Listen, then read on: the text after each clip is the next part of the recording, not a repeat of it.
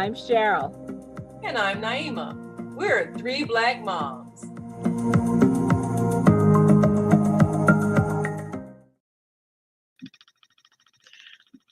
Hi.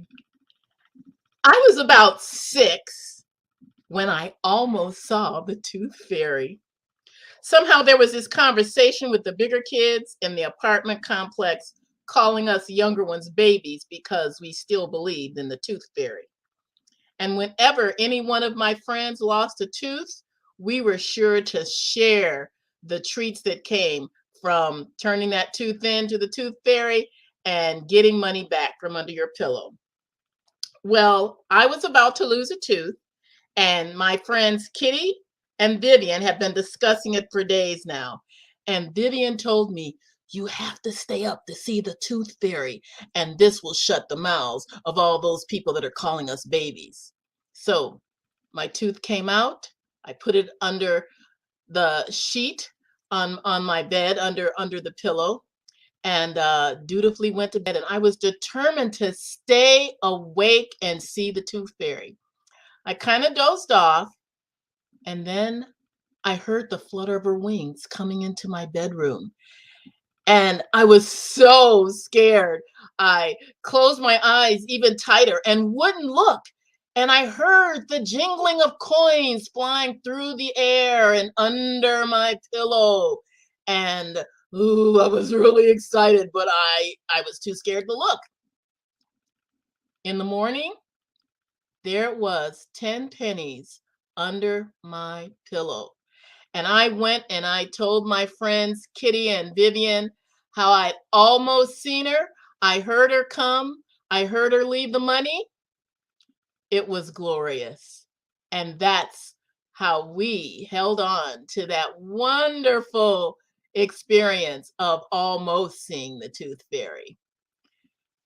Now, sisters, this is something that is a childhood memory that kids have, their visit to Santa Claus, the treats and the eggs at Easter with the Easter bunny.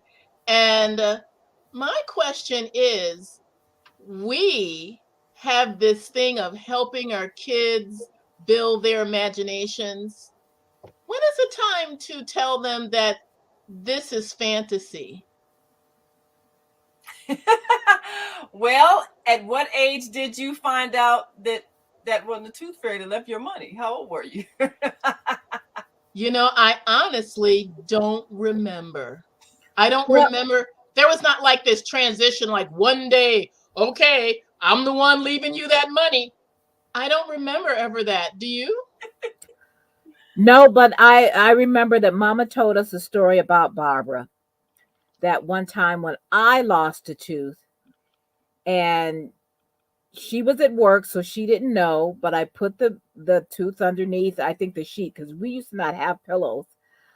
And Mama didn't believe in pillows. Yeah, she thought we no, might. Mama said it would make your neck crooked. Oh, So anyway, something. so I put the tooth under there, but because Mama was working, she didn't know I lost a tooth. But Barbara gave me 10 pennies. Barbara found 10 pennies that she put under there for the tooth fairy. Now, Barbara doesn't remember that. So apparently, and she's 4 years older. So apparently, I was at least 6 when you start losing your teeth. And so Mhm. she would have been old enough to know that there was no tooth fairy, but became my tooth fairy. Oh, And That and is so I don't remember it, sweet. but Mama told me that story. That is so So sweet. yeah, I know you were so nice to me back then, that day. yeah. So That one time. that one time. So it's funny because now, we've gone back and forth, and I'm like the last one to have a child. So you all have millennial children, but I have a Generation Zer. And a lot of times, but we grew up in a time where some people were saying, oh no, you don't teach your kids that kind of stuff because then they'll lie to you, or they'll be upset that you lied to them. But I remember figuring out Santa Claus on my own when I realized as I got older that Santa Claus's handwriting was exactly the same as Mama's. And it was okay. And I don't How know old were you? when, Do you remember? huh? Um, You're quite the detective. You mean on the name tags where it was on the signed name tags Santa? where it would say Santa Claus, but it looked just like Mama's writing. So I must have been 10, 11, maybe younger. I don't know. Well, But remember when Santa Claus came to our house? that's one of my earlier memories, but it was an early memory because of you. Because I don't know, was Doreen even born then? She wasn't born yet. Okay, so that would be Naima, sorry. Okay. but but I remember you saying that it wasn't the real Santa Claus because he was wearing shoes and not boots. That's what What I do you have, remember. gym shoes on or something? I don't. Just regular man shoes. Oh, He Kids, was a friend of Daddy's. they've got their little idea of what it looks like from cartoons and books. oh, he didn't have on boots. Can't be Santa. So that I remember Barbara saying that. So I would have been 4, maybe 4. So those are the things. But I remember when Sarah was little, and of course we had the Tooth Fairy and the Easter Bunny, and even when Sarah lost a tooth and we couldn't find it, her father emailed the Tooth Fairy and told her what happened, so she still got the money. Um, so the Tooth Fairy went through the internet too. Um, How much is the Tooth Fairy giving up these days?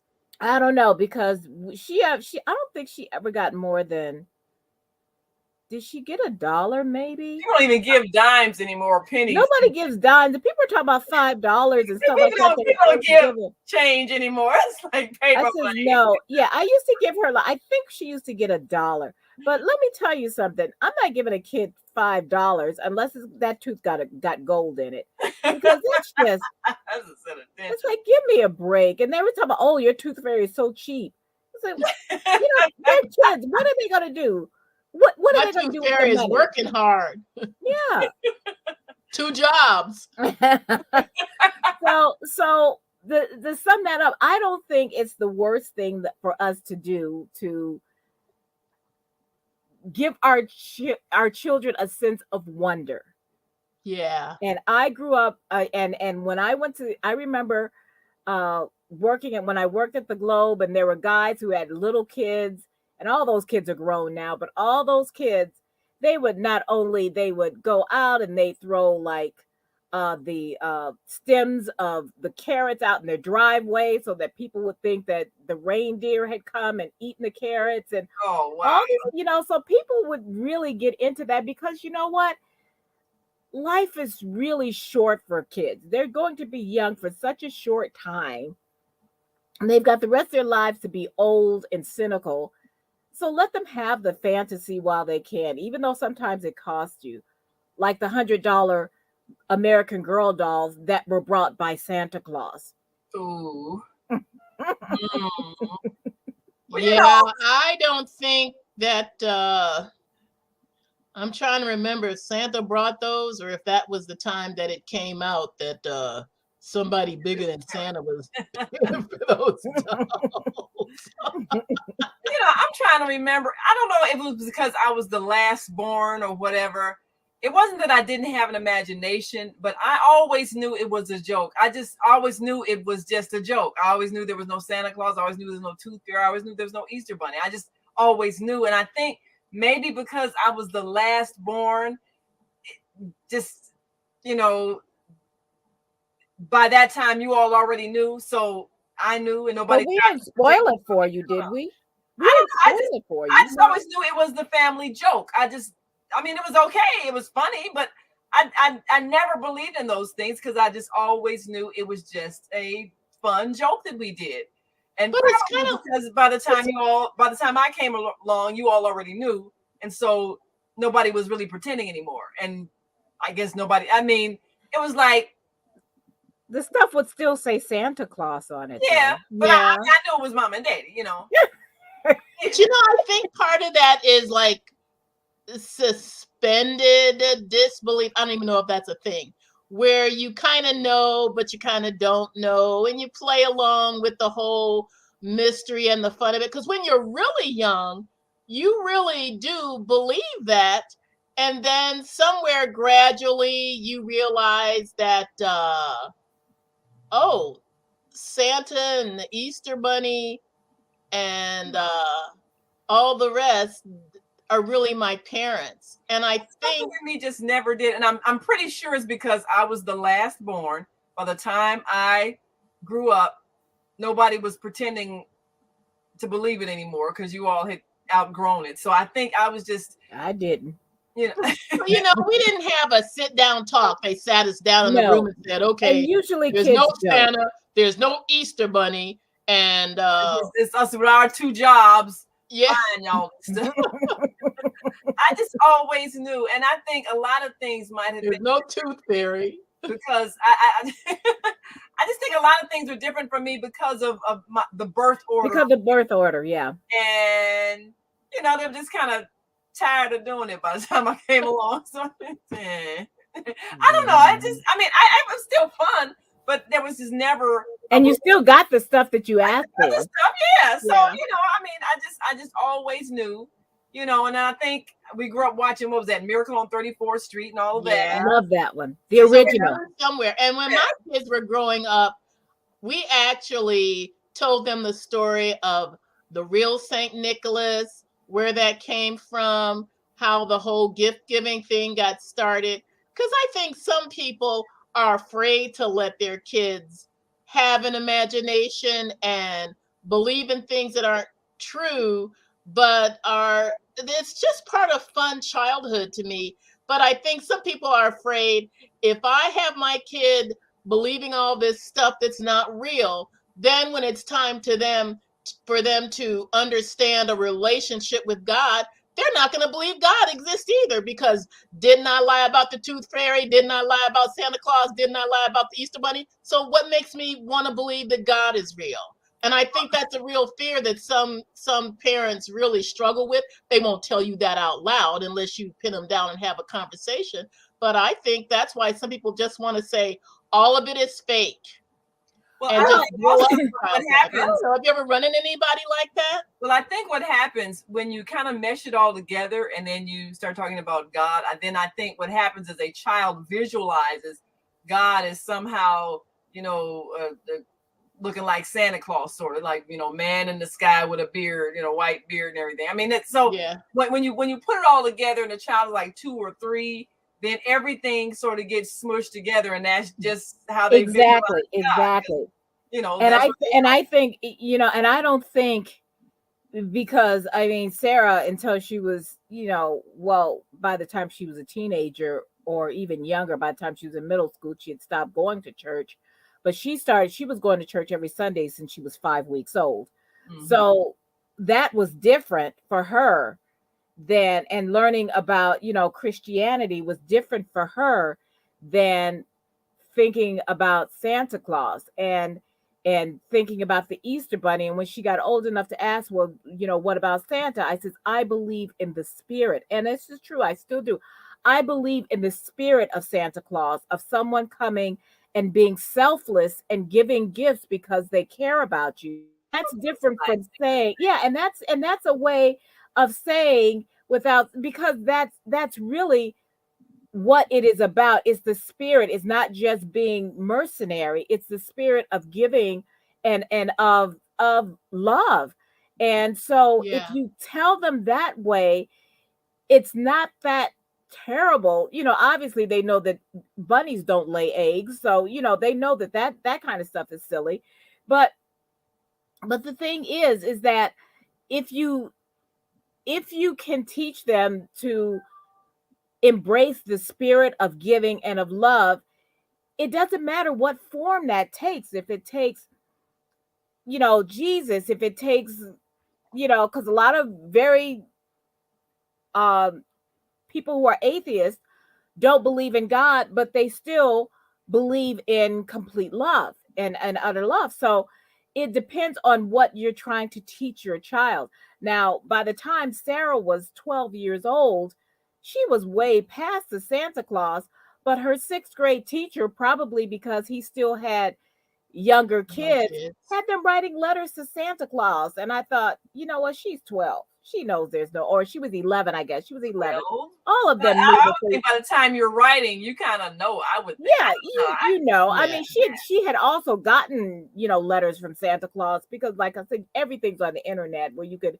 have them say, "Oh, hello, Sarah. Yeah, you asked for such and such," Well, see, Um, that's the difference too, because your child was kind of raised with the internet more than ours were. Yeah, the internet that's was true. just coming into focus when John and Lorelai and Lavinia were younger. It was Yeah, just started, like in the 90s. And yeah, Sarah But was a I toddler. will say that one thing that really helped sort of the nest that was when my kids were older, they started doing things like saving money to give to buy a chicken or a goat to someone in a third world country, and that would be a gift, and they would know that they're being like Santa Claus to these children, and these kind of gifts are going to save these kids lives because they live in a poor country where they don't have enough food, they don't have clean water. So it was the beginning of them understanding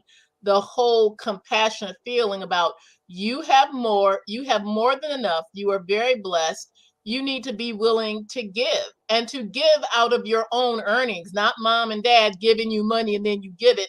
No, this is something that you have worked for so that you can take part in that feeling of compassion. I think at a young age, and even writing a letter to one of the children that we supported through compassion, I think that sort of helped them kind of grow out of the fantasy mode and really understand the nature of giving.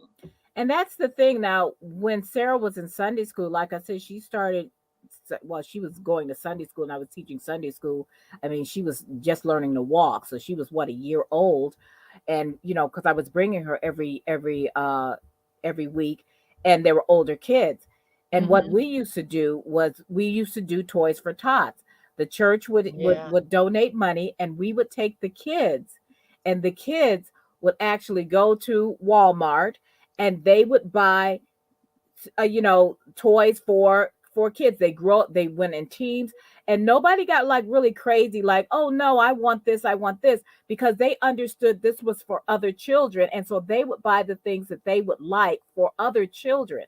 So they Yeah. learned about the whole gift giving spirit, and the spirit of giving to other people, not just underserved or whatever, like looking down. It wasn't just about the charity, it was about these, we have what we need, and now we are going to give back to other people. So it was Yeah. fun, and we used to do that every single Christmas for I don't know how many years, and it was really nice. And then we go and drop them off at the state police, take a nice picture, and then their reward would be that they would get to see their pictures in the newspaper.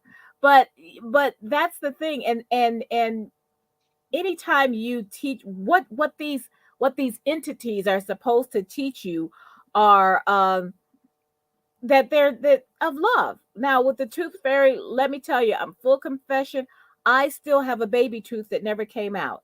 Should that tooth come out, I'm putting it under my pillow, and I expect some big bucks for it because I am in my 60s and I don't care who the tooth fairy is, but somebody's giving me some money. they So need to add some interest on there from the time it would have came out. exactly. So I'll so You sound way too much like Lavinia, who at the age of 10 or 11 said, oh, the tooth fairy owes me some money, and came to me with a list of teeth that had been missed. And so it sorry. should added up to like $50. And I was How rolling much my are eyes you and giving her laughing for? because she was serious. How much are you giving her a tooth? I don't know. I'm just saying, somehow, No, one day no. she came to me and said, oh, a couple of times I did not get my money from the tooth fairy. Here's some Sorry. money. Sorry, can't help you. You snooze, you lose. No, no. Statute of limitations, you get nothing. You know. Oh, But man. I think it is important though to teach the philosophy of giving. However you do it, that's really the goal. Because Zakia used to come with me and a friend of ours. We would go every Friday, right before our Friday services at the mosque. We would go and hand out sandwiches to the homeless around the city, and there were a lot of them. So we would go make sandwiches and then we'd hand them out. And Zakia was with me. And so she kind of learned about, sharing and giving everything. And then sometimes we'd take bags of clothes and we'd give out some clothing and things like that. So she saw that. And then later on, she even came up with a charitable organization, Taste Not Waste, where you would take food that maybe was going to be thrown out at a banquet or something like that, and rather than them throw it out, because if they serve it and it doesn't get eaten, they got to throw it out. But if it's not been touched, then we package it up in these to-go containers and give it to the homeless. So we've done that a few times. So I think she got the spirit of it, and that was the whole thing. And for the most part, I mean, even though we didn't necessarily celebrate Christmas in our home or Easter in our home, but downstairs, because we live in a 2-story family home, and my brother-in-law, he's the biggest child observing holiday person ever. I mean, he goes all out. So she'd go down there, and through him, she experienced everything. She, whether it was decorating a tree for Christmas, or boiling and coloring Easter eggs for Easter, or putting together candy for Halloween. I mean, he just went all out for all the holidays. So through him, she just got that whole childhood experience. And she got a double dose, because when she came to our house, we did the same thing. She got an Easter basket. She got to do the eggs. She got the candy. And I read the stories. And because I think our children had a rich childhood. Yeah, and that's the thing. You want them to have fun during childhood. Of course, she never believed in any of it because we didn't teach that, but she experienced the fun of it, which was the whole point. And then she got the experience of giving to those who would appreciate, us sharing. And so funny, a lot of the people who had been homeless at that time, years later, I'd see them and they'd ask about her, because everybody remembered Zakia, the happy little girl that I had with me. So that is so sweet. That is really sweet. Yeah. So they remember your kids. Yeah. How's that little baby doing? Oh, she about this tall now. Not that wear her shoes. Yeah. So, but it was a good experience for her, and just understanding that you should share, you should give.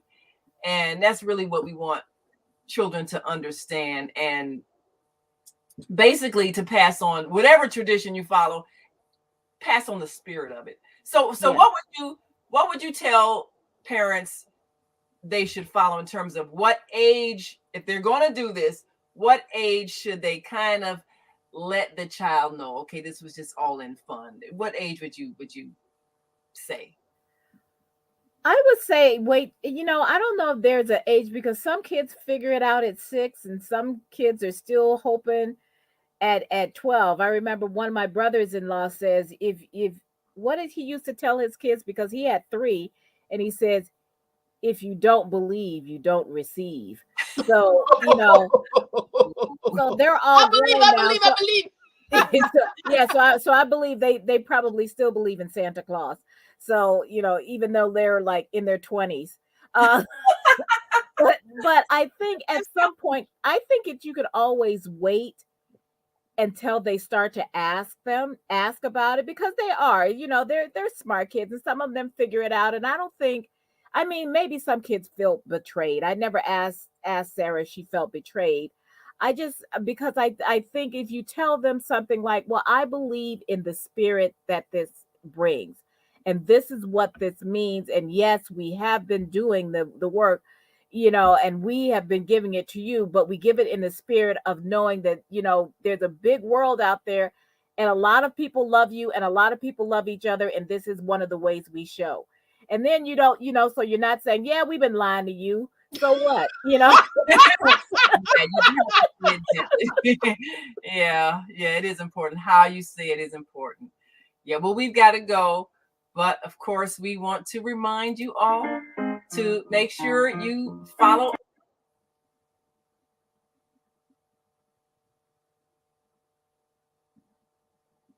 Did she block us?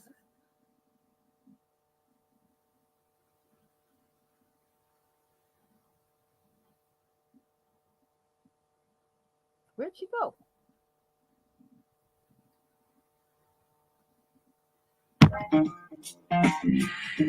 And we will see you next time.